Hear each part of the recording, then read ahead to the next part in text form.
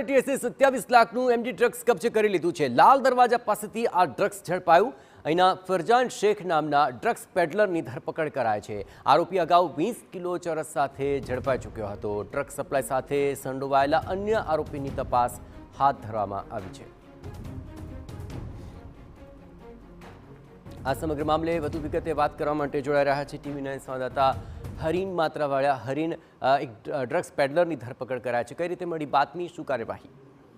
બિલકુલ, એટીએસને માહિતીના આધારે 27 લાખનું એમડી ડ્રગ છે તેની સાથે એક ડ્રગ પેડલરની ધરપકડ કરી છે।